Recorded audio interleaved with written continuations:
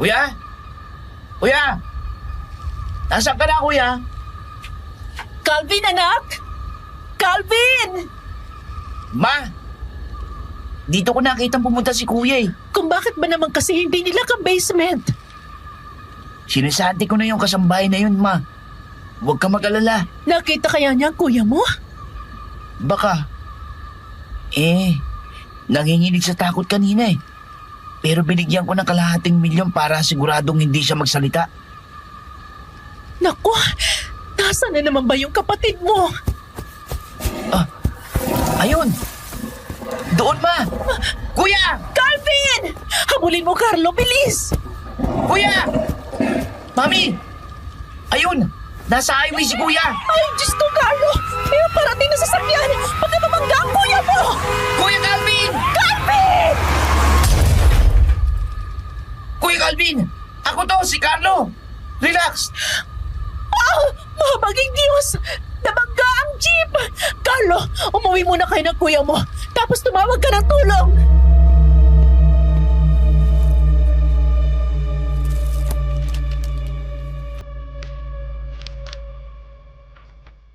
"10:59 in the morning on Monday. Dear Aswang Diaries and Madam Venus, aaminin ko na wala akong alam dito sa channel nyo noong una. Until my mom listened to one of your stories, yung isa sa 3 kwento ng bounty hunters. Nagustuhan niya yun at mula noon ay pinakinggan na niya lahat ng naka-upload sa channel nyo. Hanggang sa isuggest niya na gumawa ako ng sulat at ipadala sa inyo. Hesitant ako noong una until umubra sa akin ang convincing powers ni Mommy. Ang mga pangalan at lugar sa kwento ko ay sadya kong pinalitan upang maitago ang tunay nilang identity at maprotektahan ang kanilang privacy. Itago niyo na lang ako sa pangalan na Carlo, bunso sa 2 magkapatid. Ulila na sa ama at ang tanging kasama namin ng kuya ko ay ang aming ina na si Regina. Uumpisahan ko ang kwento ko sa pag-amin na pinanganak kami ni Kuya Alvin na may lahing aswang. At isasalaysay ko sa inyo kung paano namin nagamit ang aming dugong aswang para iligtas ang isang dalaga mula sa isang sindikato, si Jobel. At nangyari ang kwentong ito bandang Oktubre noong taong 2000.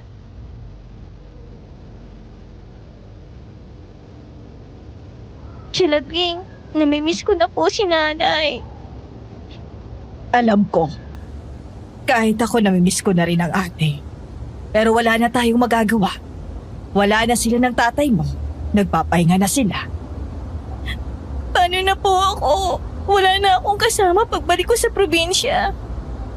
Kaya nga sinama kita rito sa Maynila eh. Dito ka na maninirahan mula ngayon. Kasama ko at ang mga pinsan mo. Po? Paano po yung bahay namin sa Pangasinan? Babalikan ko naman yon sa mga susunod na linggo. Halika na't may dadaanan pa tayo bago umuwi. Taxi! Mula sa terminal ng bus ay dinala nila Gring si Jobel sa Ermita, Manila. Dahil noon lang nakarating sa Maynila, napawi kahit paano ang lungkot ng dalaga mula sa pagkamatay ng kanyang mga magulang matapos makita ang iba't ibang mga kulay ng signage ng mga dikit-dikit na establishmento. Habang walang kaalam-alam si Jobel sa panganib na nakaamba sa kanya ng panahon na yun. Wow, Chang! Ang ganda naman dito at mukhang masaya. Ang sexy ng mga babae, oh. Ang gaganda nila. Pati ang mga suot nila. Bakit sila nasa gilid ng daan? Nag-aabang ng customer. Mga waitress po ba sila? Tanga, mga pokpok sila. Pokpok? As in, babaeng nagbebenta ng aliw? Bakit po tayo nandito?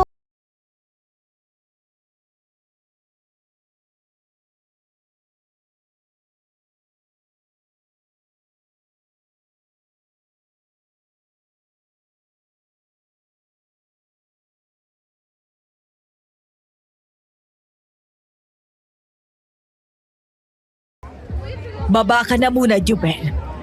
Samahan mo ko at may kakausapin lang tayo. Opo. Boss Tiago, Oh, Nagme. Ang akala ko'y hindi ka na darating. Pasensya na, boss. Na-traffic lang. Alam mo na ba yung ipinangako mo sa akin? Oo naman, boss. Eto, Nagulat si Jobel nang bigla siyang itulak ng malakas ni Lagring papunta sa tinawag nitong Boss Tiago. Nasalo naman siya ng lalaki at nang magtangka siyang lumapit sa tiyahin ay bigla siyang hinawakan nito at pinigilan. Chang, ano to? Anong ibig sabihin nito? mula ngayon, dito ka natitira. Magtatrabaho ka sa kanya. Ayoko dito, Chang. Parang awa mo na. Anong ayaw mo? Naniwala ka talagang kukup-kupin kita? Dagdag palamunin pa kita. Hoy babae, malaki ang utang ng nanay at tatay mo sa akin. Namatay na nga't lahat, hindi pa ako nabayaran. Kaya ikaw ang magbabayad ng naiwan nilang utang. Chang, huwag mo naman gawin sa akin to, Chang. Parang awa mo na. Anong pangalan to? Jobel. Sariwa yan, boss. Walang karanasan. Batang-bata. 16. Mukhang makinis. Maganda itong pamangkin mo at mabango. Yak na masarap ito. Malaking kikitain ko dito sa unang bidding pa lang. Huwag po. Nakikiusap ako. Huwag niyo po ako ibenta. Simula ngayon ay akin ka na. Pagkatapos kang tayaan ng malaki ng customer, saka kita titikman hanggang pagsawaan kita. Maayop kayo! Animal! Paano ba yan, boss? Yung bayad ko. Bayad? Sige, ito. 100,000. Bumaba kami ni Kuya sa kotse at lumapit siya sa akin. Sa katinuro ang restaurant na nasa harap namin. Isang fine dining restaurant. Mula doon ay ilang mga kalalakihan na ang pumapasok. Nauupo sandali sa dining area at matapos ipakita ng waiter ang menu ay saka tatayo ang mga ito at susunod sa waiter. Sigurado ka na ba dito? Oo, kuya. Ito. Talaga sigurado na. Baka naman pumalpak na naman tayo, Carlo. 11 years na tayo naghahanap. Pagagalitan na naman tayo ni Mami kapag umuwi tayo sa Pangasinan na hindi natin dala yung babae. Kuya, trust me. This time, tama na ang nakuha kong impormasyon. O sige,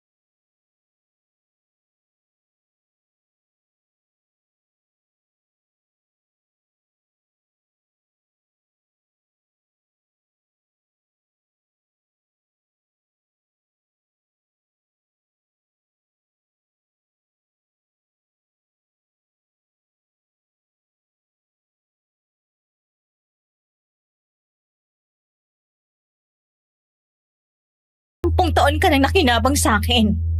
Tama na. Huwag kang maarte. Bumalik ka doon. Ayoko na. Hanggang kailan mo ako ibebenta sa kanila? Kung hanggang kailan ko gusto. Dahil sa malakas na sampal ni Tiago kay Jobel, tumama ang ulo nito sa kanto ng pader. Dahilan para magdugo ang noo nito at mawala ng malay. Maging si Tiago ay nagulat sa nangyari at agad dinaluhan ng babae. Nalinti ka na. Ang arte mo kasi. Ha? Sino? Sino ka? Paano ka nakapasok dito? Kuya! Gulat akong napalingon sa kanya at nakita ko na ganap na itong aswang. Kabaliktaran sa itsura ni kuya na gwapo. Katawan man ng tao, pero kapag nagiging aswang ito, ay nakakapangilabot ang itsura ng mukha ng kapatid ko. Malaki at itim ang mga mata at maliliit na puti ang kanyang balintataw. Matalas ang kanyang mga ngipin at ang mga kuko sa kamay at paa ay mahahaba at mas matulis pa sa ordinaryong patalim. Biglang napaatras si Tiago at mga tauhan ito sa takot. Ang mga kagaya mong mas masahol pa sa isang gaya ko ay walang karapatang mabuhay dito sa mundo. Babalik ko! Kuya! Nagulat ako na mabilis nitong nilapitan si Tiago, sabay sinaksak ito sa tiyan. Gamit lang ang matalas nitong mga kuko. Mula doon ay hiniwa nito ang tiyan ng lalaki pataas hanggang dibdib.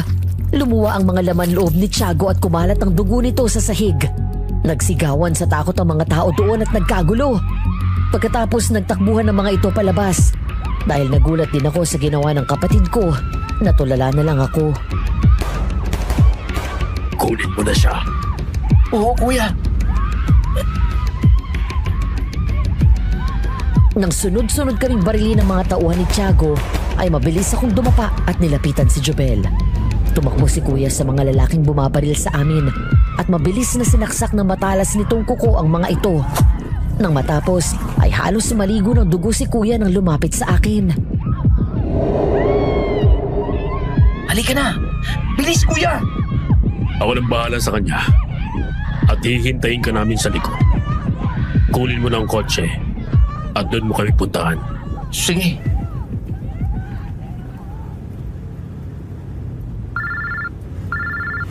Hello, Ma? Calvin, nakuha niyo ba siya? Yes, Ma.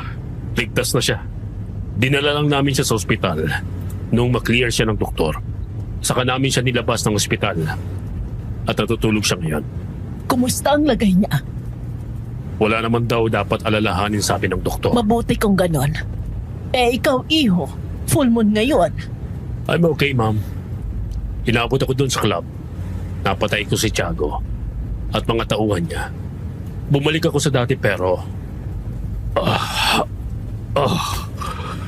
nakakaramdam ako ng gutom.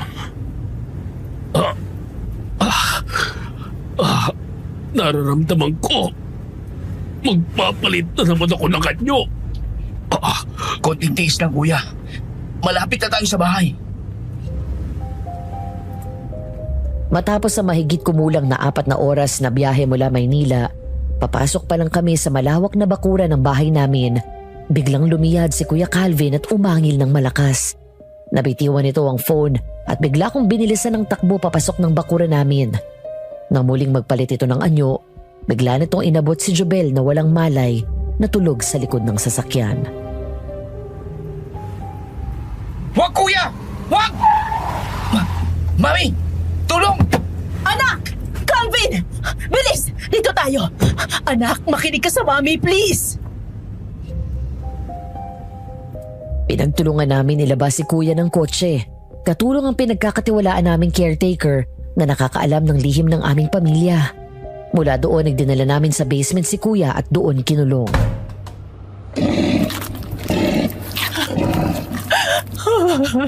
Panginoon, hanggang kailan maghihirap ang anak ko ng ganito?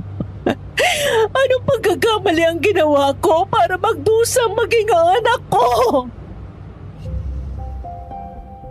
Nang umagang iyon, nagising si Jobel sa isang estrangherong silid. Agad siyang bumangon at lumingon sa paligid. Ang kwento niya sa akin, para daw hotel ang kwarto sa ganda. Pero sa kabila nito, nakaramdam siya ng takot matapos bumukas ang pinto at pumasok doon si Mami. Gising ka na pala. Kumusta ang tulog mo? Sino kayo? Kayo ba yung katulong ng matandang mayaman na nanalo sa bidding sa club? Hindi, Iha. Huwag kang mag-alala. Ligtas ka na. Malaya ka na. Ako nga pala si Regina at narito ka sa bahay ko. Ha? Ligtas? Paano? Ano bang nangyari? Naalala ko na sinampal ako ni Tiago tapos nauntog ako sa pader. Nawalan ka daw ng malay, sabi ng mga anak ko. Mga anak mo? Sila ang nagligtas sa'yo. Talaga po? Paano po nila ako naitakas kay Tiago? Naku ma'am, aalis na po ako dito. Tsaka na mahanap ako ni Tiago. Baka madamay pa kayo. Relax, Iha. Unang-una, malayo ka na sa Maynila. Narito ka na sa kinalakan mong probinsya. Pangalawa, wala na si Tiago. Patay na siya. Hindi ka na niya masusundan o guguluhin pa. Ha? Patay na si Tiago? Sigurado po kayo? Pero paano? Nagkagulo daw sa club kung saan ka natagpuan ng mga anak ko. Tapos napatay si Tiago. Kaya sinamantala nila at tinakas ka. Totoo po bang sinabi niyo? Oo, Iha.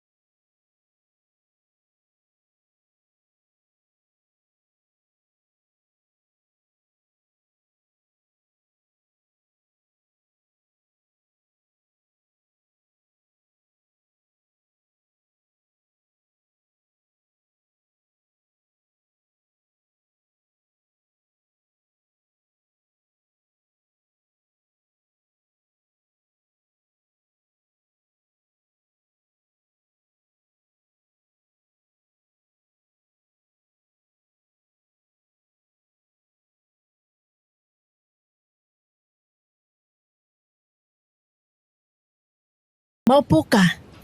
Kumain ka, huwag ka mahihiya. Salamat po. Sila pala ang mga anak ko. Ito si Calvin, ang panganay ko. At siya naman si Carlo, ang bunso. Kumusta ka na? Masakit bang ulo mo? Yun bang nauntog? Wala to. Malayo sa bituka. Salamat pala sa pagligtas niyo sa akin mula kay Tiago. Mahigit 1 dekada na ako naroon. Kahit ilang beses ko nang sinubukang tumakas na hanap nila ako. Pero bakit niyo ba ako iniligtas? Anong kailangan niyo sa akin? Wala kaming kailangan sa'yo. Ang totoo, mahigit 10 taon na rin kitang pinahahanap. 10 taon? Matali kong kaibigan si Leticia, ang nanay mo. Ninang mo ako. Wala ka pang mahalay ng maaksidente kayo. Minsan ka na niyang inihabilin sa akin. Sabi niya kung sakali may mangyari sa kanilang mag-asawa, huwag daw kitang pabayaan. Ang nanay ko. Oo. Naalala ko, nung gabing maaksidente kami, habang sakay ng jeep, may mga taong nagdala sa amin sa ospital. Oo, tama. Kami yun ang mga anak ko. Maraming salamat po, ma'am. Napakalaki ng utang na loob ko sa inyo. Iha, it's Ninang. Tawagin mo ako Ninang. Dahil mula ngayon, magiging parte ka na rin ng pamilya. Salamat po. Hanggang ngayon, hindi pa rin ako makapaniwala. Parang kanina lang hinaroon ako sa stage habang nagbibid sa akin yung mga customers sa club. Tapos ngayon nandito na ako. Huwag mo na balikan yun. Dito, kasama namin. Makakapagbagong buhay ka na. Salamat ulit. Anyway, Mami, mauna na ako at baka malate ako sa office. Jewel, kita na lang tayo mamaya. Sige, ingat. Siya nga po pala, Ninang. Yung bahay po namin, nandun pa po ba sa dati? Oo, Iha. Naroon pa pero ikinalulungkot ko. Binenta pala yun ng tiya Lagrin mo doon sa mayaman na dati pang may interes sa bahay at lupa nyo. Ang sabi sa amin ng mga kapitbahay mo, hindi daw yun ipinagbibili ng mga magulang mo. Pero noong nasa ospital ka, bigla niyang binenta. Napakawalang hiya niya. Mabuti na rin pala na ganun ang nangyari sa kanya. Hayaan mo. Subukan natin kung mababawi pa natin. Nga pala, may mga mahalagang gamit akong naiwan dun sa tinutuluyan ko sa club. Pwede pa kaya nating makuha yun? Sige, Iha. Kami nang bahala doon. Salamat po. Matapos ipamili ni Mommy si Jubel ng mga damit niya, ay dumiretso sila sa sementeryo. Sa unang pagkakataon, matapos ang mahigit 10 taon, nakadalaw si Jubel sa puntod ng mga magulang. Nay, nandito na po ako. Sorry po kung ngayon lang ako nakadalaw. Si Chalagrin po kasi. Mahabang kwento po. Sa susunod ko na lang sasabihin. Ang importante, nakabalik na ako dito. Leticia, natupad ko na yung pangako ko sa'yo. Nahanap ko na rin siya. Ang linis po ng puntod nila. Kayo po ba'y nag-aalaga dito? Oo. Alaga ito sa linis dahil mabilis tumaas ang mga damo dito. Ninang, maraming salamat po. Hindi ko po alam kung paano ako makakabayad sa lahat ng utang na loob ko sa inyo. Huwag mo nang isipin yon. Ay, siya nga pala, ano nang balak mo? Nakatungtong ka ba ng college? Hindi po eh. High school lang pong natapos ko. Nakapag-enroll ako noon bago mangyari ang aksidente. Tapos yun, bigla akong isinama ni Chang sa Maynila. Naalala mo ba? Naroon ako nun sa ospital. Opo, naalala ko na. Naalala ko rin na bigla na lang akong nilabas ni Chang sa ospital. Ang akala ko iuwi niya ako sa bahay pero dumiretso kami sa bus terminal. Hindi siya nagpaalam sa akin, Jobel. Ang totoo, itinakas niya sa ospital ang araw na yon. Kung saan-saan ka namin hinanap. Kaya pala kahit nabalik na rin namin ang buong Pilipinas kakahanap sa'yo, ay hindi ka namin matagpuan. Pinenta ka pala niya at itinago ka ng isang sindikato. Hindi po nila kami pinapalabas doon. Kung lalabas man kami, kasama yung mga customer o kaya mga tauhan ni Tiago. Napakawalang hiya ng tiyahin mo. Ano na nga palang nangyari sa kanya? Pati siya hinahanap namin pero hindi rin namin makita. Wala na po si Chalagring. Nung gabing dinala niya ako kay Tiago, inakala niya na babayaran siya ng 100,000 piso. Pero sa halip na pera, bala ang binayad sa kanya. Binaril siya ni Tiago ng gabing yun sa ulo. Hindi ko na alam kung anong nangyari sa bangkay niya pagkatapos noon. Ang bilis ng karma niya. Pero kapalit naman noon ay ikaw. Pero tapos na yon. Ang mahalaga ay makakapagsimula ka na ulit. Sabihin mo sa akin kung saan school ka nag-enroll noon. Baka kakilala ko yung may-ari at mailakad kita. Sige po. Halika na. Kailangan na nating umuwi. Iiwan muna kita sandali sa bahay. At kailangan kong sumunod kay Carlos sa opisina. Opo.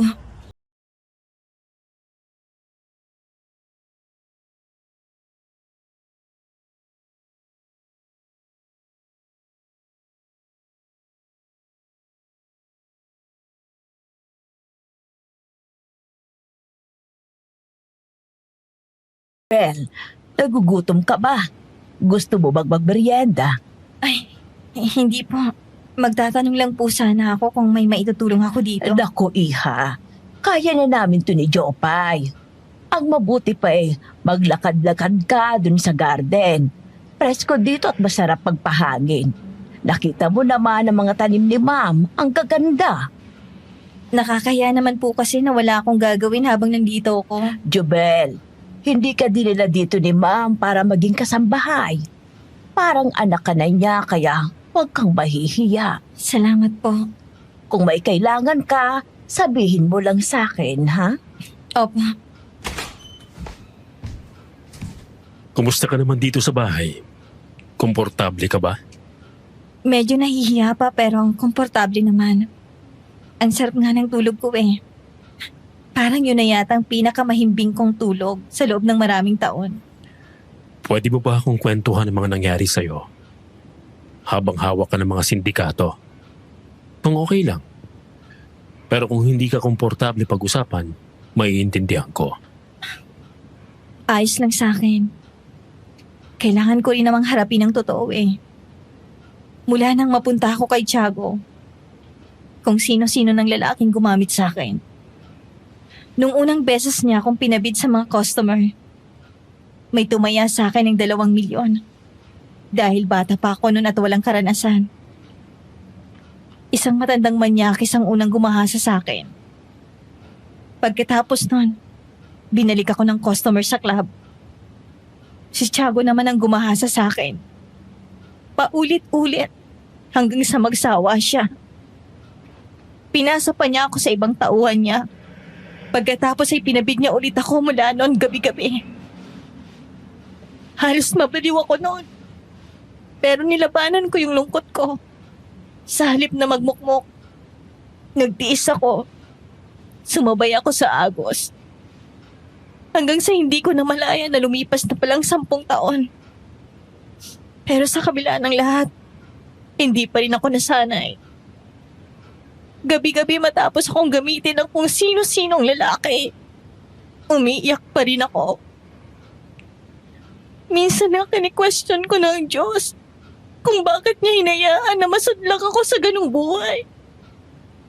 Hindi ko maintindihan. Ako rin. Minsan nagtatanong din ako sa Diyos kung bakit niya hinayaan na maging ganito ako. Anong ibig mong sabihin? May sakit ka ba? Oo. Sakit na hindi ko alam kung may lunas pa ba o baka mamatay na ako dito. Malay mo naman. Hindi natin masabi. Pero alam mo, sa tinagal na panahon na nagtanong ako sa kanya, ang tanging sagot lang na binigay niya sa akin sa paglipas ng mga taon ay bakit hindi? Bakit hindi ikaw?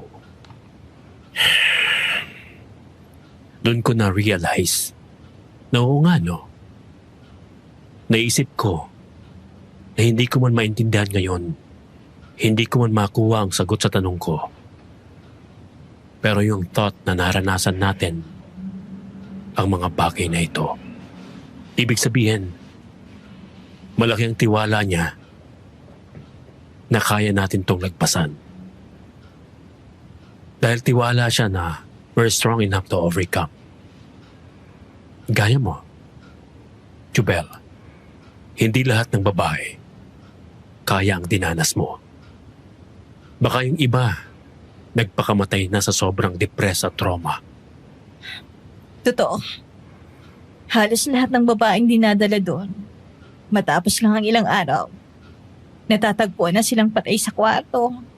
Kung hindi nagbigti, naglason o kaya naglaslas. May ilan pa nga na ng agaw ng baril at binaril ang sarili. Pero ikaw, heto, buhay. Kasi deep inside, naniwala ka na makakalaya ka pa rin.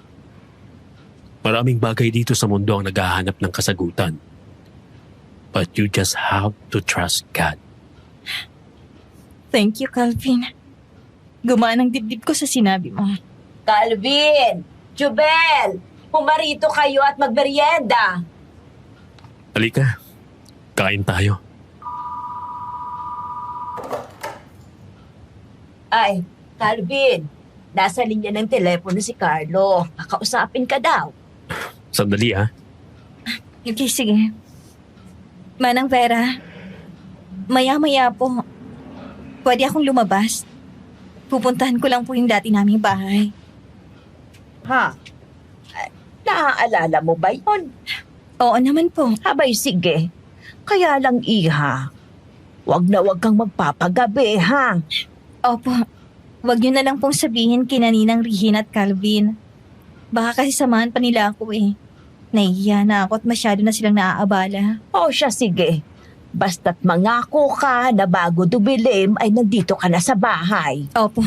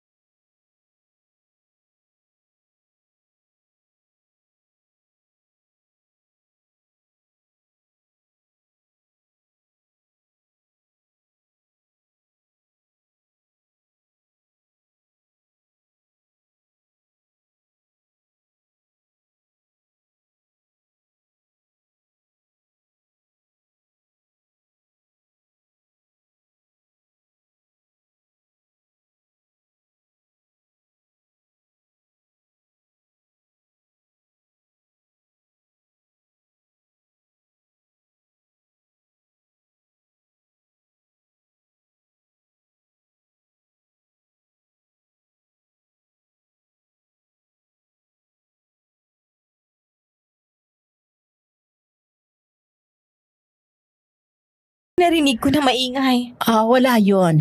Baka sa labas lang. Ninang, pasensya na po kayo kung lumabas ako. Nagpaalam naman po ako kay Manang Vera. Yun lang po. Napasarap kasing kwentuhan namin ng mga kaibigan at dati kong kapitbahay. Nagulat na din po ako na madilim na pala. Huwag mo na isipin yon, Jubel. Ang mahalaga ay ligtas ka at mababaw lang tong sugat mo. Mabuti at nakalmot ka lang ng aswang at mababaw lang ang natamo mong sugat. Ang iwasan mo ay ang makagat ka dahil may ibang aswang na malakas ang kanilang laway at maaari kang maging aswang din. Naalala ko na po. Ang alin? Nung gabing yun na maaksidente kami, mabilis ang takbo ni tatay dahil mataas ang lagnat ko noon. At papunta kami sa ospital. Bago tumaob yung jeep namin, may nakita akong aswang na nakatayo sa gitna ng daan. Inakala ni tatay na tao yon at iniwasan niya ito. Doon na tumaob ang jeep na sinasakyan namin. Hanggang sa bumangga kami ng malakas sa malaking puno. At ang aswang na yon, kamukha niya ang aswang na naging dayna ng aksidenteng pumatay sa mga magulang ko. Nagkatinginan kaming lahat doon at pasimpleng bumawi ng tingin si Mami kay Jubel at huminga ng malalim. Sinundot ako ng konsensya ko pero hindi ako nagpalata. Sa halip ay naupo ako sa tabi ni Jubel para damayan siya sa lungkot na nararamdaman. Paano ka nakakasiguro? Na aswang nga iyon. Ikaw na rin na nagsabi na nilalagnat ka noon. Nung natapatan siya ng ilaw ng sasakyan, kitang-kita ko ang mukha niya. Ang mahalaga, Jubel, ligtas ka na. Huwag mo nang uulitin na magpapaabot ka ng gabi sa labas, ha? Opo, Ninang. Pasensya na po ulit. Kumain ka na ba? May dala pala akong pasalubong sa'yo. Binili ko sa paglabas ko sa office. Hindi pa nga eh. Oh, kain na tayo. Sabay na tayo. Nasaan pala si Calvin? Parang hindi ko pa siya nakita mula kanina pagdating natin. Ha? Ano? Umalis si kuya eh. May pinuntahan. Baka bukas pa ng umaga ang uwi yun. Okay lang ba siya? Nabanggit niya sa akin na may sakit daw siya. Okay lang si Calvin. Huwag mo siyang alalahanin. Carlo, kumain na kayo. Lumipas ang mga araw at tuluyang naging komportable si Jubel sa amin. Para na siyang parte ng pamilya at sa pagdating niya ay parang biglang nagkaroon ng kulay ang madilim naming mundo. Lumabas ang totoong ugali ni Jubel. Masayahin, puno ng buhay, malambing, maasikaso. Kaya naman habang tumatagal na nakakasama ko siya at nakikilala, hindi ko mapigilan ang sarili ko na mahulog ang loob sa kanya. Pero hindi ko alam na pareho pala kami ni Kuya. Manang Vera, nasan po si Jubel? Naroon sa study room at nagbabasa. Pinaghahandaan daw niya yung pagpasok niya sa kolehiyo. Abay, excited na excited eh. Talaga po? Sige po, puntahan ko muna siya. Ay, mukhang natuto ng umibig ang panganay namin.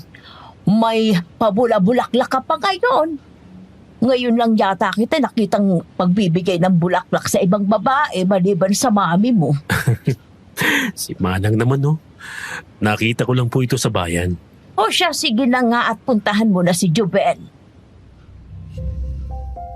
Pagpasok ni Kuya sa study room, doon niya kami naabutan habang pinapaliwanag ko kay Jubel ang hindi nito maintindihan sa binabasa. Halos sabay kaming tumingin kay Kuya bago bumalik ang tingin ko kay Jubel. Kitang-kita ko kung paano nagningning ang mga mata niya pagkakita kay Kuya Calvin. Iba ang ngiti at tingin niya kay Kuya. Calvin, kanina ka pa dumating? Ngayon lang. Hinahanap nga kita kaagad eh. Mukhang busy kayo ha. Hindi naman. May pinaliwanag lang ako kay Jubel. Ano yan? Ba't may bulaklak ang dala? Para sa kanya. Akin? Oo, para sa'yo. Nakita ko kasi yan sa bayan. Nagandaan ako. Ang lalaki kasi ng mga roses eh. Tsaka itong stargazers. Ang ganda naman. Salamat, Calvin. Ngayon lang may nagbigay ng bulaklak sa akin. Walang anuman. Tapos na ba kayo? Oo, oo. Tara, Jubel. Labas tayo. Lakad tayo dyan sa labas. Sige. Ikaw, Carlo, sama ka? Hindi na. Dito na lang ako.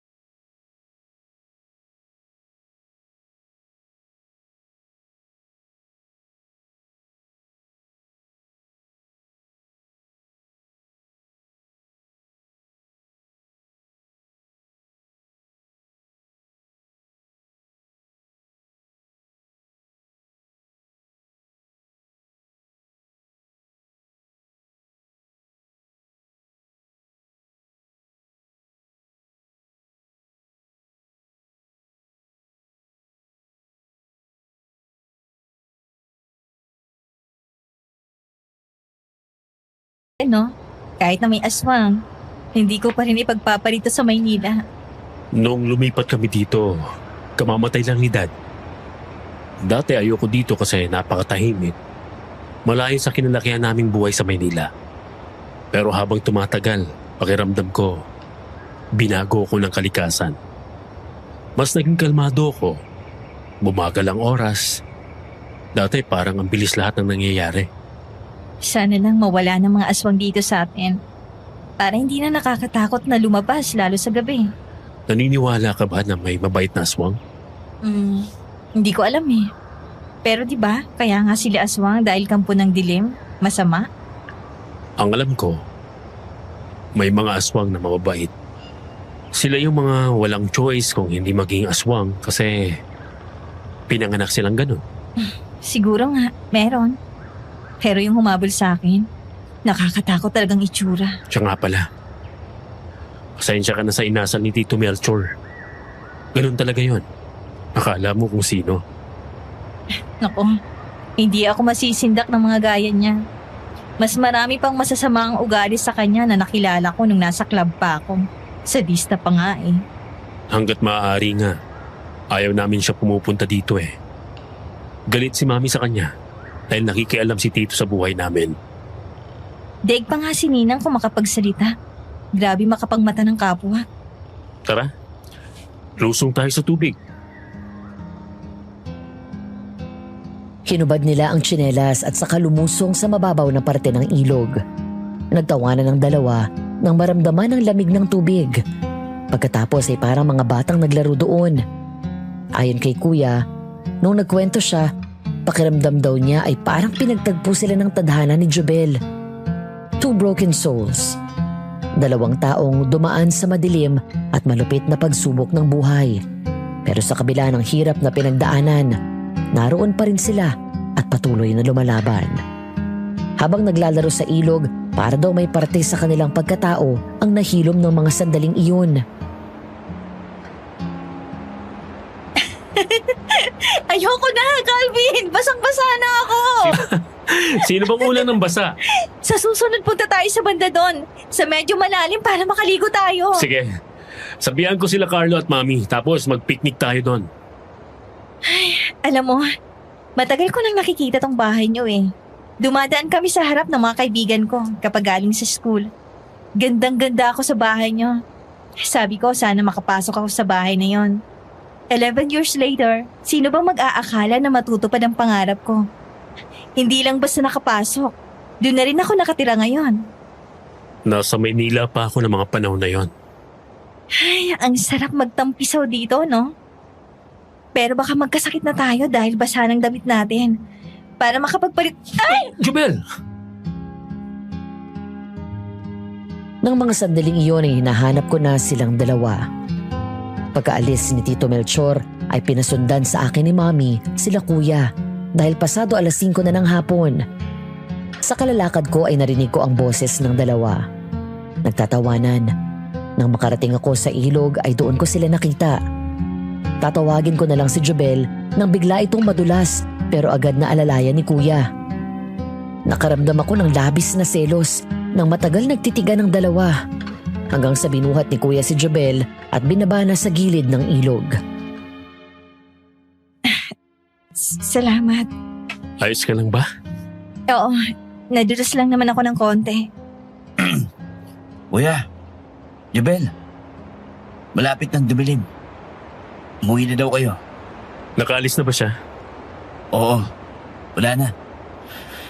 Tara na. Sige na, susunod na kami.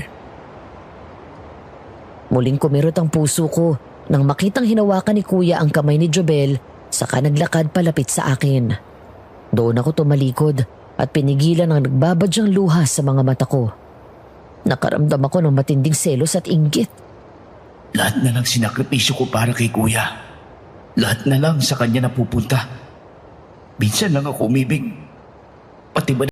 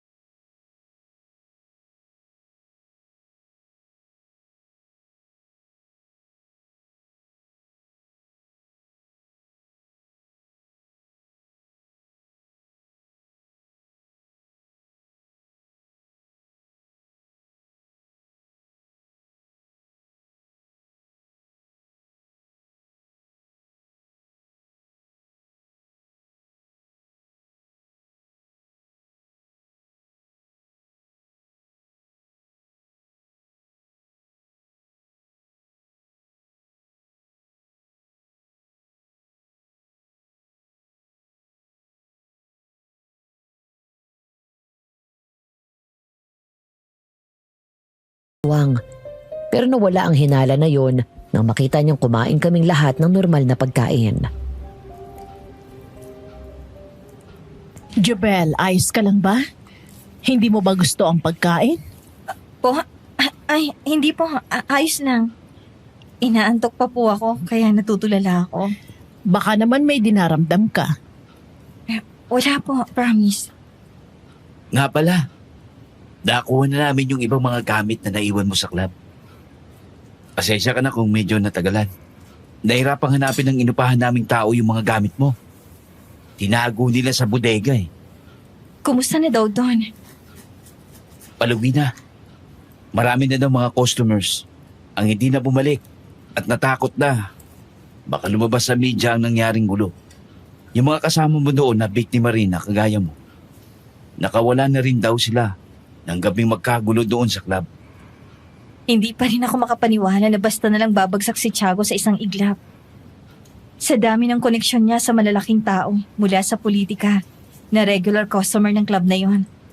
Kung babalikan kong nakaraan, napaka-imposible na pabagsakin ang gaya niya. Walang mahirap kapag ang Diyos ang kumilos. Illegal ang ginagawa nila. Kidnapping, human trafficking. Mabuti na rin yung kesa naman mas lalong dumami ang biktima nila. Anyway, let's change the topic. Dahil may maganda akong ibabalita sa iyo, Jobel. Pumasa ka sa entrance exam sa university. Anytime. Pwede ka na makapag-enroll. Talaga? Makakapag-aral na ulit ako? Oo. Kaya mamaya rin, mga 10:00 ng umaga, pupunta tayo sa university para mag-enroll ka. Ninang, thank you po. Ano bang salamat? Ikaw naman ang nagpasa ng exam mo. Sa suporta po, sa lahat ng tulong niyo. Lalo na dahil sa niligtas niyo po ako mula kay Tiago. Ito yung buhay na dapat noon mo pa naranasan kung hindi dahil sa tiyahin mo. Pero hindi pa huli. Dahil nasa iyo na ang lahat ng oras mula ngayon. Anong plano mo kapag nakatapos ka? Gusto mo magtrabaho sa kumpanya? Oo naman. Kung papayag ba kayo at papasa ako sa standard niyo. Matalino ka. Madali ka matuto. Naniniwala ako na malalagpasan mo pa ang expectation mo. Ma'am Regina, narito na po sila. Sige, papasukin mo sila sa loob. Opo. Tapusin mo yung kinakain mo, Jobel, ha? Mauna na kami at may kailangan pa kaming gawin. Sige po. Mga anak, halina kayo. Sinundan kami ng tingin ni Jobel hanggang sa makalabas kami ng bahay. Mula doon ay dumiretso kami sa loob ng isang maliit na bodega sa likod ng bahay. Bahagyang malayo mula sa mansyon. Nang muli akong lumingon, nakita ko si Jobel na nakasunod ng tingin sa amin. Nakita niya ang mga taong dumating na pinapasok ni Mommy sa loob. Nakatingin si Jobel, kuya. Hindi ko alam kung matatanggap ako ni Jobel kapag nalaman niya ang totoo. Kaya nga natin ginagawa ito para makalaya ka sa sumpa, anak. Nagawa natin ito kay Carlo. Magagawa din natin sa'yo.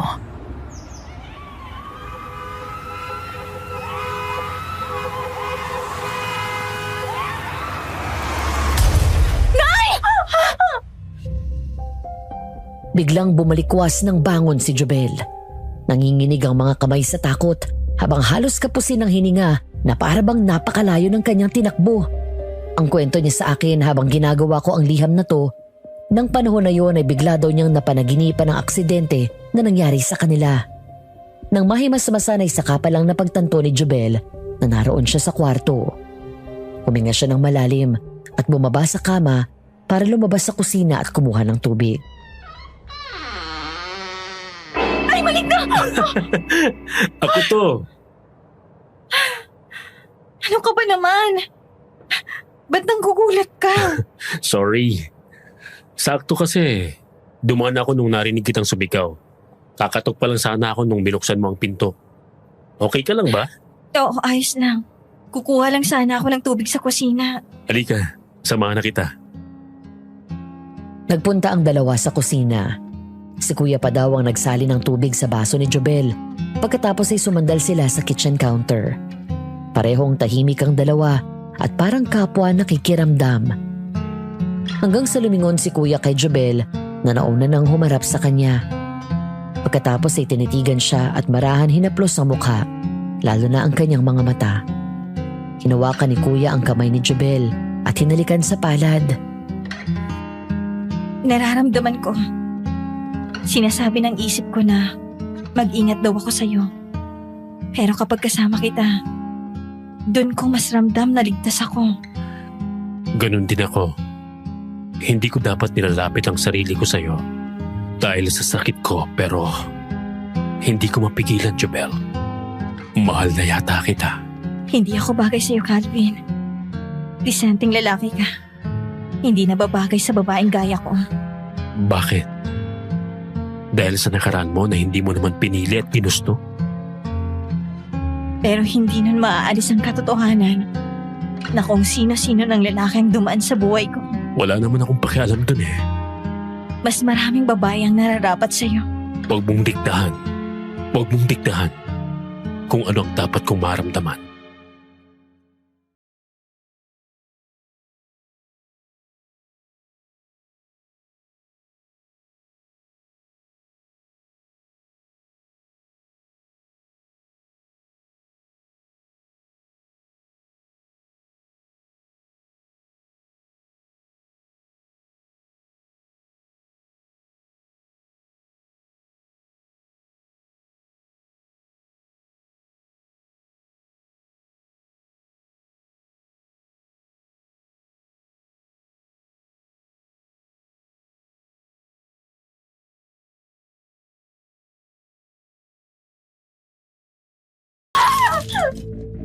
Biglang umatras ang dalawa nang mula sa basag na salamin ng bintana ay pumasok ang aswang na naunang sumalakay kay Jobel. Si Tito Melchor. Hinila ni Calvin si Jobel at tinago sa likod nito. Nagmadali naman ako at kinuha ang baril na palagi naming ginagamit pang depensa sa aswang na mula pa sa isang magaling na albularyo. Pagkatapos ay tinuto ko yon kay Tito Melchor. Anong ginagawa mo dito? Narito ko para wasakin ang buhay ng babaeng yan. Ilang beses ba namin kailangan sabihin sa'yo na huwag kang makialam sa buhay namin? Isa siyang malaking banta sa pamilya natin. Mas mabuti pang mamatay siya ngayon na at mapakinabangan. Pamilya niyo lang. Kahit kailan hindi ako napabilang sa pamilya niyo na pumapatay ng mga inosenteng tao. At huwag mo na ulit tatangkay na saktan siya. Isa kang hangal! Hanggang ngayon ay pinagtatanggol mo pa rin ang babaeng yan! At hanggang ngayon, bumabalik ka pa rin dito kahit ilang beses na naming sinabi na lubayan mo kami. Hindi ako hito hanggat may isa sa pamilya natin ang hindi paswang. Mas magiging makapangyarihan tayo. Lahat sila luluhod at matatakot sa atin. Makukuha natin ang lahat ng gusto natin. Ang kailangan ko ay tahimik na buhay. Hindi ko kailangang lumuhod at katakutan ako ng tao. Ang tanging gusto ko lang ay normal na buhay. Kaya wag na wag mong gagalawin ang nanay at kapatid ko. Dahil hindi ako magdadalawang isip na patayin ka! Agad akong nakaramdam ng guilt, Madam Venus, dahil ang hindi alam ni Kuya at Mami, ilang araw nang nakakalipas dahil sa matinding selos ko kay Kuya. Nakipagkasundo ako kay Tito. Isang bagay na labis kong pinagsisihan na hindi ko dapat ginawa dahil lang sa selos ko sa kapatid ko. Ang kapatid ko na sa kabila ng katauhan niyang aswang, hayon at pinoprotektahan ako. Ikaw, babae, hindi mo ba alam na itong lalaking gusto mo ay kagaya ko? Isang aswang! Tumahimik ka, Tito! Bakit? Anong masamang hangin ang umihip sa'yo at nagbago agad ang tono mo? Ha, Carlo? Samantalang noong huling nag-usap tayo sa opisina ko, puno ka ng kumpiyansa matapos natin magkasundo. Pumunta ka sa opisina niya? Bakit? Kuya, I'm sorry. Magpapaliwanag ako. Bakit hindi mo masabi ang totoo ngayon? Ha, Carlo? Na pinagkanulo mo ang sarili mong kapatid para lang sa babaeng yan. Umaatras na ako sa usapan. Pinagsisisihan ko na ang lahat ng ginawa ko. Anong nangyayari dito? Aha! Mabuti at dumating ka. Mas mabuting marinig mo ang ginawa ng pinakamamahal mong bunso. Tito, nakikiusap ako sa'yo. Tama na! Nakipagkasundo lang naman itong anak mo sa akin. Kapalit ng pagpapayag niyang maging ganap na aswang. Pinapapatay niya sa akin si Calvin nang sa ganon ay makuha niya si Jubel. Carlo, totoo ba yon? I'm sorry, Mami. Hindi ko rin alam ang iniisip ko ng mga panahon na yon. Bulag na bulag ako sa selos. Gusto ko si Jubel pero si Kuya ang gusto niya. At ikaw naman, sinamantala mo na magulo ang utak ng kapatid ko. Hindi mo ako mapapatay. Kaya ako narito para tuparin ang usapan natin. Dahil hindi ako alis dito hanggat hindi ko kayo nagagawang aswang. What? Nagulat ako nang bumaling sa akin si Tito Melchor at tinalon ako. Nagpaputok ako ng baril ng 2 beses, pero hindi ito tinamaan. Mabilis akong tumakbo palayo at halos mag-dive sa likod ng sofa. Hindi ako nilapitan ng aswang dahil nakita ko na lang na nagbago na ng anyo si Kuya. Sa harapan ni Jubel ay nagpalit ito ng katauhan at hinarang ang sarili mula sa akin. Calvin! Kuya! Mamamatay ka nga! Huwag na huwag mong gagalawin ang kahit sino sa pamilya ko!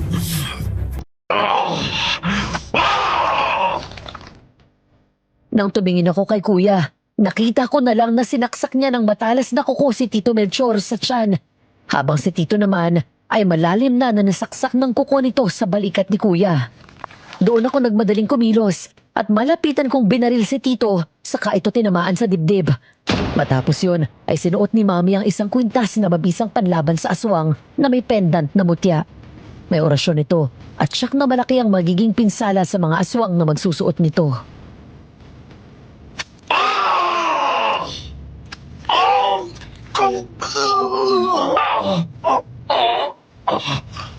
Calvin!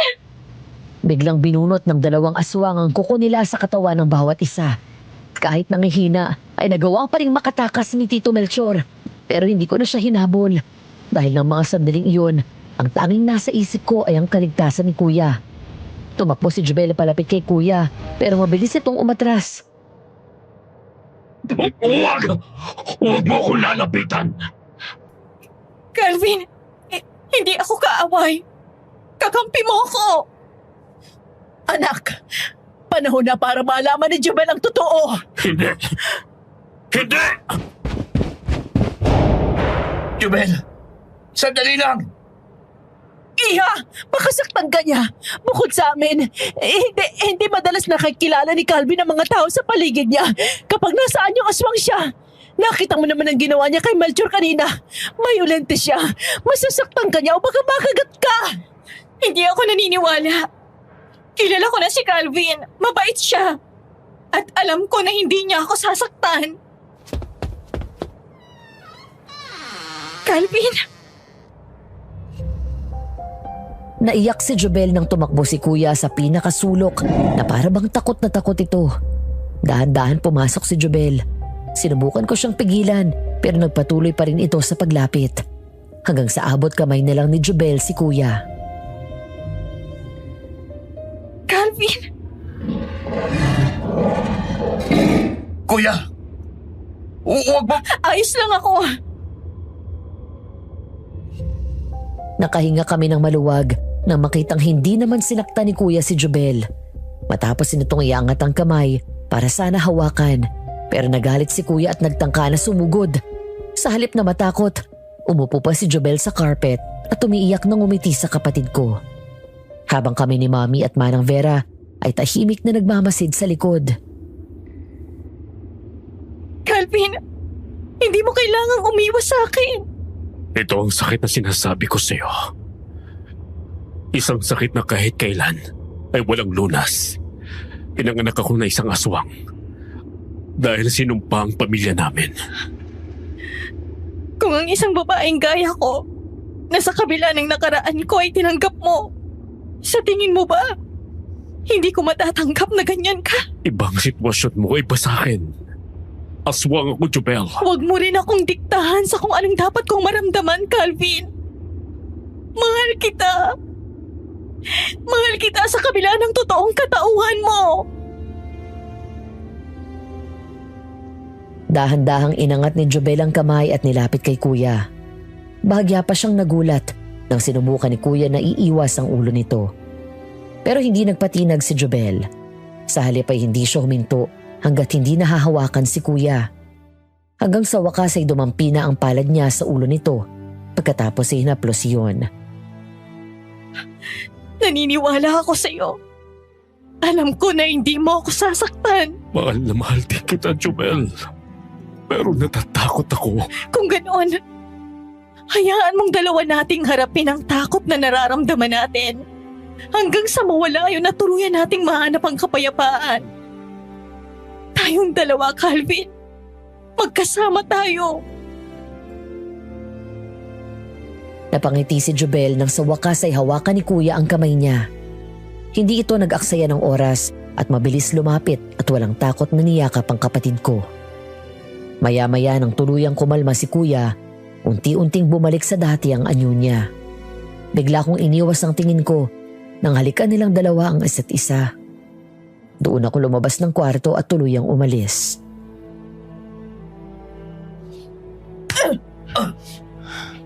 Paano mo nagawa yun sa kapatid mo? I'm sorry, Mommy. Alam mo bang hirap na dinanas ko para lang maisalba ka at hindi maging kagaya ng kuya mo? Lahat ng simbahan pinuntahan ko. Lahat ng pastor pinagdasal ka. Lahat ng klase ritual ginawa na ng mga albularyo para lang maging normal ka. Hindi mo alam kung gaano ko kasaya nang hindi ka maging aswang nung sumapit ka ng 18 years old. Dahil sa wakas, dininig ng Diyos ang panalangin ko. Kahit isa sa anak ko, makaligtas sa sumpang yan. At pagkatapos, pupunta ka sa demonyo niyo para makipagkasundo at isasakripisyo mo ang sarili mo. Hindi ka pa ba natuto sa nakita mo paghihirap ng kapatid mo sa tuwing nagiging aswang siya? Ma, calm down. Patawarin mo ako, Mami. Magulo yung isip ko noon. Nabulag ako ng selos ko kay Kuya. Mula kasi nang maging ganap na aswang siya eh. Sa kanya na halos umiikot ang mundo mo. Ako ang sumalo. Lahat ng dapat na responsibilidad niya. Lahat ng gusto niya pinagbibigyan mo. Samantalang ako, hindi ko magawang umalis at magbakasyon sa ibang bansa. Dahil kailangan kong magbantay kay Kuya. Dumating si Jubel. Minahal ko siya. Tapos pati siya. Si Kuya pa rin ang gusto. Ang buong akala ko naiintindihan mong sitwasyon natin. Wala akong paborito at pantay ang pagmamahal ko sa inyong dalawa. Patawarin mo ako kung nagkulang man ako sa inyo. Pero anak, sana maintindihan mo na sa'yo ko binigay ang lahat ng responsibilidad na dapat sa kuya mo dahil malaki ang tiwala ko sa'yo. Maraming salamat, Carlo. Dahil kahit kailan, hindi mo ko iniwan. I'm sorry. Hindi ko alam na nasasaktan na pala kita. Sorry, Kuya.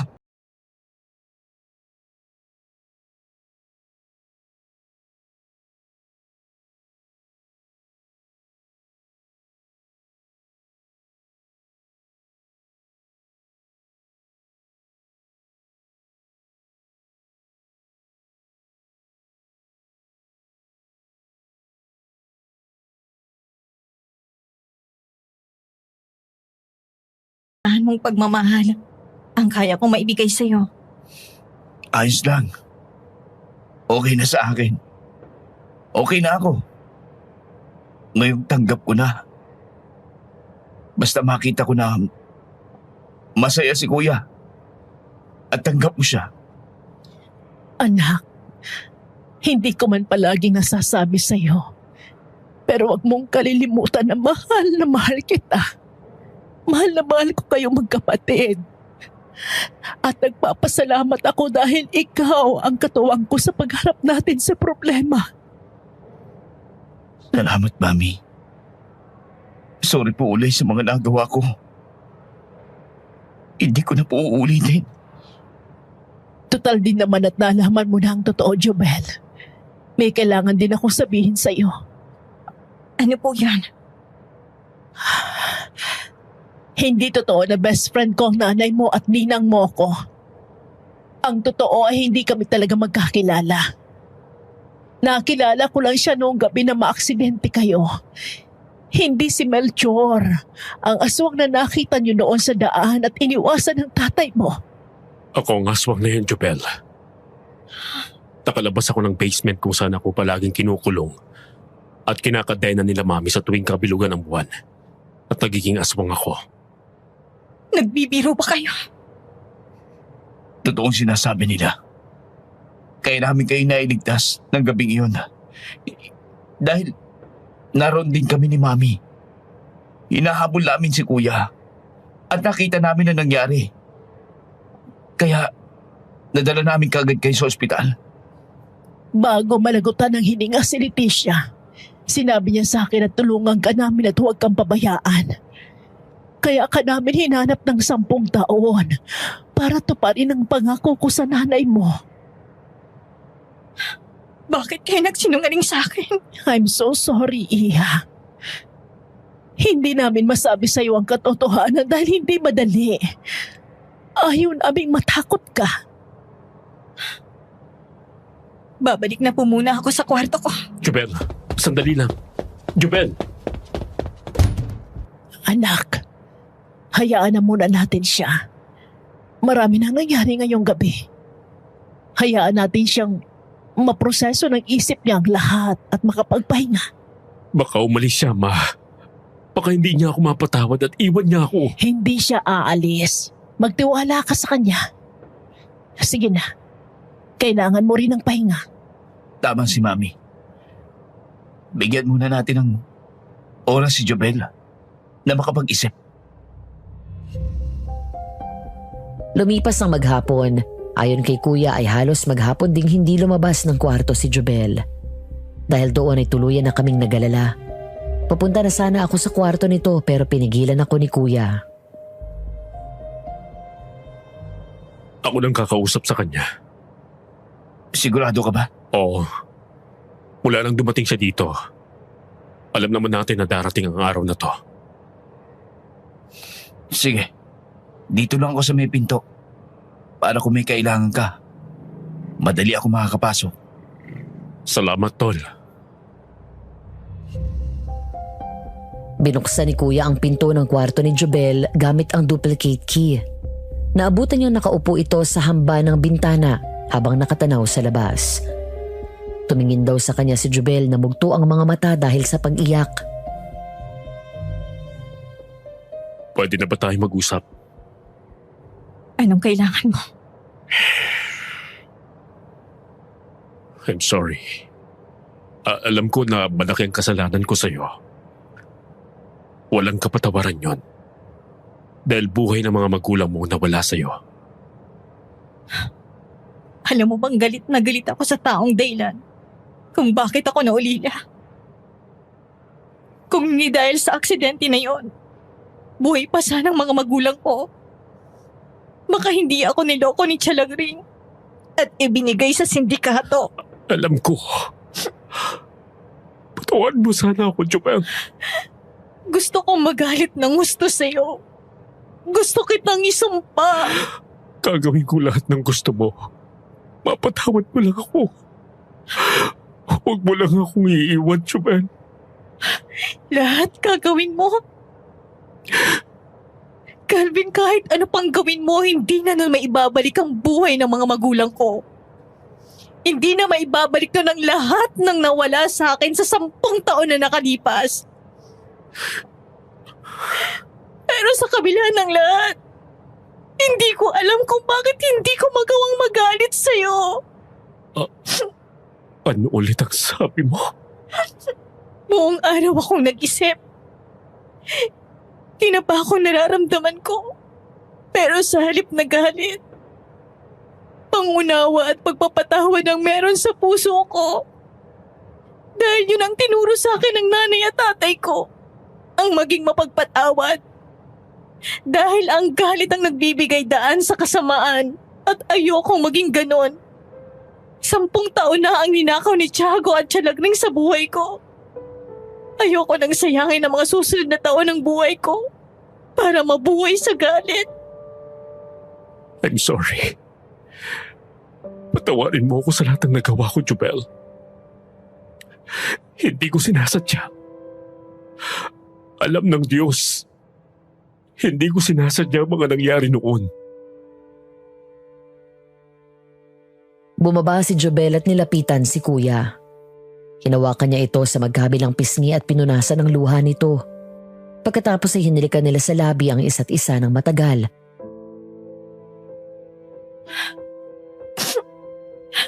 Pinapatawad na kita. Salamat. Napangiti ako nang makitang nagkaayos na sila, Madam Venus.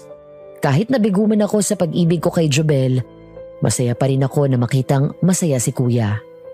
Bukod doon, nagkaroon na ng isa pang miyembro ang pamilya namin. Maluwag sa loob ko nang ngumiti. Saka niluwagan ng pinto at sumilip ako doon. Jubel, ako rin. Patawarin mo sana ako sa nagawa ko. Kalimutan na natin lahat yon. Dahil sa pagkakaayos naming lahat, ay naganda si Mommy ng masarap na hapunan para sa amin. Sabay-sabay kaming kumaing 4. Masayang nagtatawanan hanggang sa nauwi sa kasalang usapan. Jubel, ngayong alam mo na ang totoong pagkatao ni Calvin. Sigurado ka ba na handa ka magpakasal sa kanya? Opo, Pero malaki ang posibilidad na aswang din ang magiging anak niyo. nakahanda po ako sa lahat, tita. Pero naniniwala rin po ako na makakalaya si Calvin sa sumpa na to. Isang bagay pang natutunan ko kay nanay. Palagi niyang sinasabi sa akin na mas makapangyarihan ang Diyos. Na nakikinig siya sa mga dasal sa kanya. At sabi pa nga ni nanay sa akin, sa tuwing nagdadasal daw tayo ng mataimtim, natatakot na agad ang mga demonyo sa paligid natin. Tama. Naniniwala ako sa sinabi mo. Teka lang, nasan pala si Manang Vera? Arang kanina ko pang hindi nakikita. May tatanong sana ako eh. Parang nakita ko na lumabas sa likod bahay. Sandali, tatawagin ko. Nasamaan na kita.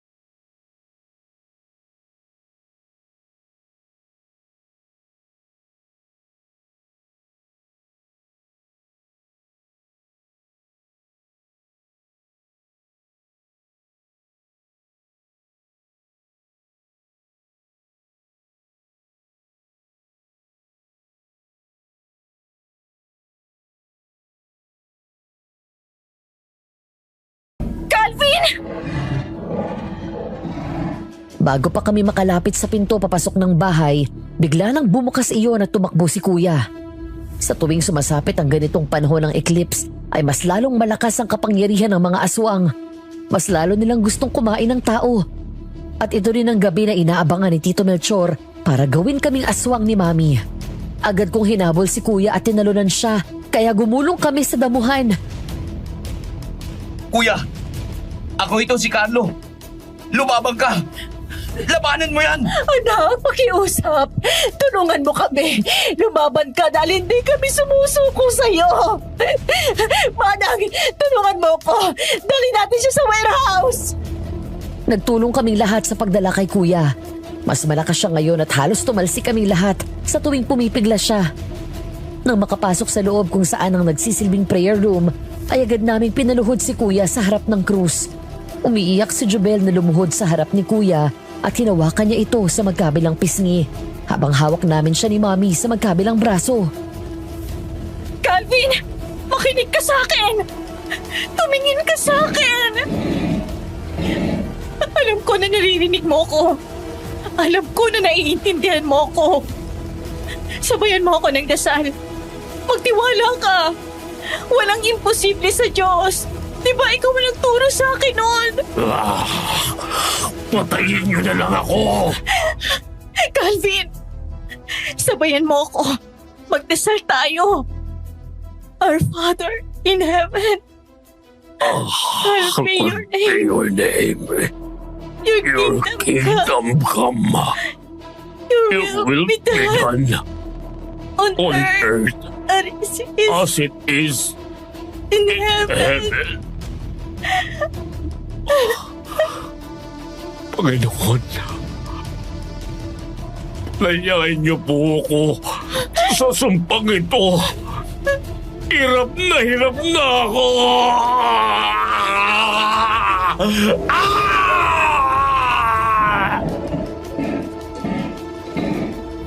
Maya-maya ay bigla akong nakaramdam ng kakaiba sa katawan ko. Nabitiwan ko si kuya at napahiga. Biglang nanikip ang dibdib ko at nanakit ang buong kalamnan ko. Pinagpawisan ako ng malamig at nakaramdam ako ng matinding init. Hanggang sa nakaramdam ako ng matinding pagkauhaw. Anak! Anak, Carlo! Anong nangyayari? Panginoon ko, tulungan niyo po kami! Mami! Hindi ako makahinga!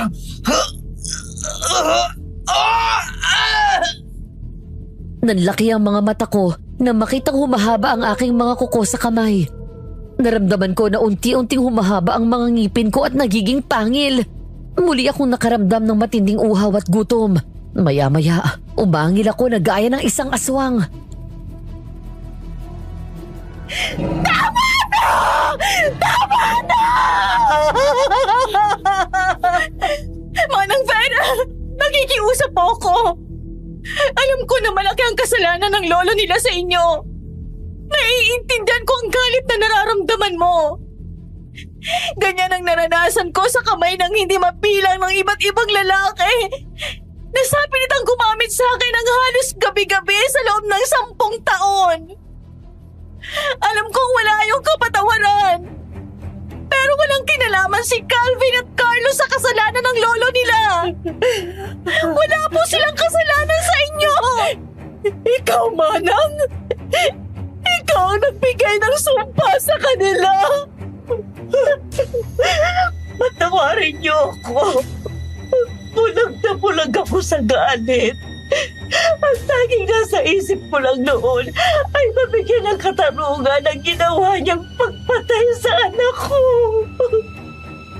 Noong mga sandaling iyon matapos kong magpalit ng anyo bilang aswang, ay nawalan daw ako ng malay.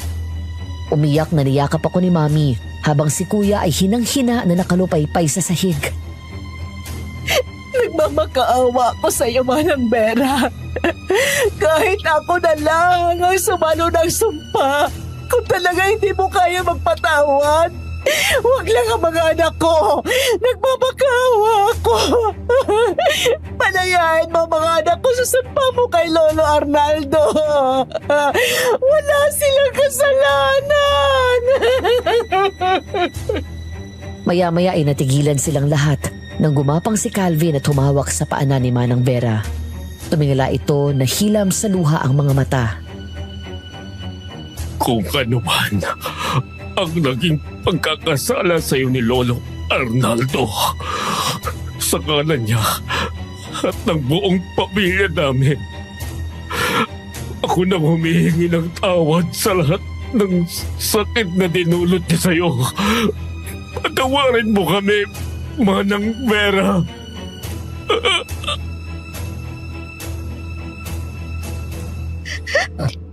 Ilang taon, ilang dekada, mula sa lolo mo hanggang sa mga anak niya. Alam ko na alam nila ang ginawa sa akin ng ama nila.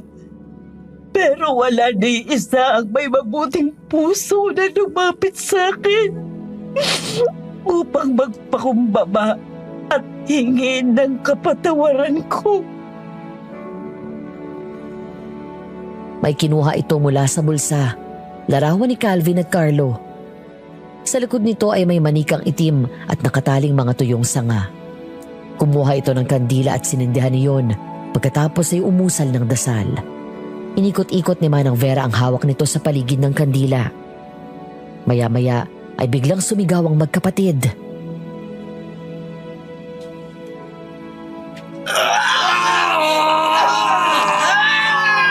Calvin! Ang mga anak ko! Manang, anong nangyayari sa kanila? Mula sa gabing to, natatapos ang sumpa sa buong angkan nyo. Sa pagsikat ng araw, mabubuhay na kayo bilang normal na tao. Ngunit lahat ng miyembro ng angkan nyo na pumatay at tumikim ng laman at dugo ng tao. Ngayong gabi, sa oras na maghiwalay ang buwan at araw, lahat sila maglalaho at magiging abo bilang kabayaran sa lahat ng buhay ng mga naging biktima nila. Matapos yun ay pareho daw kaming nawala ng malay ni Kuya. Kasunod nito ay narinig na lang nila ang malakas na pag-angil ng mga aswang na kamag-anak namin na nasa labas ng bakuran. Kaya daling tumakbo palabas sila Mami at pinagmasdan sa malayo ang mga aswang na galit na nakatingin sa kanila. Bakit hindi sila sumusugod? Pwede silang tumalon sa bakod kung gugustuhin nila. Dahil sa mga talisman at pangontra na nilagay ko sa buong bakuran, matagal ko nang alam na mangyayari ito. Dahil matagal ko nang plano na patayin ang buong angkan nila sa araw ng eclipse kung saan nataon sa ika-100 kaarawan ni Arnaldo. Jubel, tulungan mo ako, bilis. Magpalingas ka na ng apoy. Malapit ang maghiwalay ang buwan at araw. Sumunod si Jubel at magkatulong sila ni Mami na sinunod ang sinabi ni Manang Vera. Habang siya naman ay nagmadaling pumunta sa kwarto. Maya-maya, nang bumalik ay dala na niya ang mga larawan ng buong angkan ni Lolo, maliban sa picture namin nila Mami at Kuya. Sa unti-unting paghihiwalay muli ng buwan at araw, isa-isang sinunog ni Manang Vera ang mga larawan ng mga angkan namin. Sa tuwing natutupok ng apoy ang larawan, ay nagiging abo ang mga ito, hanggang sa tuluyang maubos ang mga aswang. Tapos na ang lahat, Ma'am Regina. Malaya na ho kayo.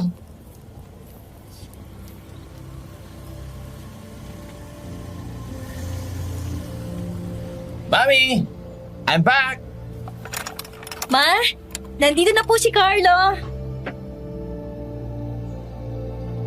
Napangiti ako nang makita ang masaya at maaliwalas na mukha ni Mami. 1 taon na rin ang nakalipas mula nang matapos sa wakas ang madilim na bahagi ng buhay namin. Mula nang gabing bawiin ni Manang ang sumpa sa amin at maglaho na parang bula ang buong angkan namin, hindi na muling naging aswang si Kuya kahit sa pagsapit ng kabilugan ng buwan. Ako naman na naging aswang ng gabing yun ay hindi na natuloy pa at agad bumalik sa pagiging tao. Naku! Ang bunso ko! Namiss kita, anak! Tol, musta ang bakasyon mo sa Spain?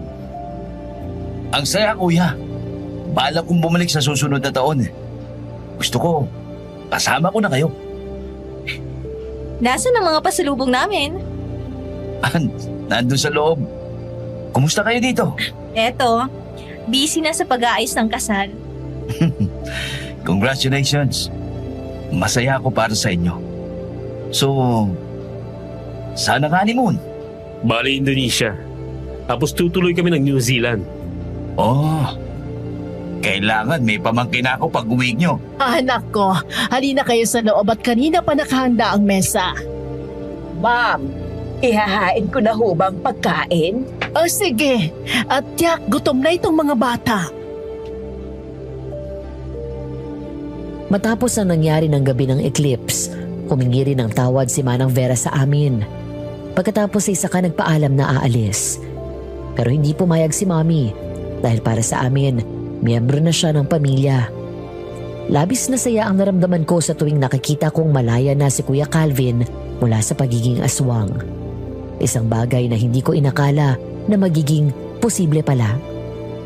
Sa pagdating ni Jobel sa buhay namin, ang buong akala ko ay pagtupad lang ng pangako ni Mommy ang dahilan kung bakit namin siya nakilala. Hindi pala. Dahil sa pagdating niya, nagkaroon ng dahilan si Kuya para mas lalong lumaban at lumalim ang pananampalataya niya. Matapos yun ay sinuko namin kay Jesus ang aming buhay at tinanggap siya bilang aming Diyos at tagapagligtas. Naging aktibo kami sa church at pagpapalaganap ng salita ng Diyos. Sa paglipas ng panahon ay nagkaroon ng 5 anak si Kuya Calvin at Jobel. Lahat ay malusog at normal, habang ako naman ay nakakilala ng magandang dalaga sa church na kalaunan ay pinakasalan ko at kasama ko ring bumuo ng pamilya. Alam ko na hindi lahat ay maniniwala sa kwento ko. Ang iba, baka tumataas ang mga kilay. Pero isa lang ang alam kong totoo at tinuturo namin ni Kuya sa mga anak namin habang lumalaki. Forgiveness. Mahirap gawin, pero posible. Sa tamang panahon, sa tamang pagkakataon.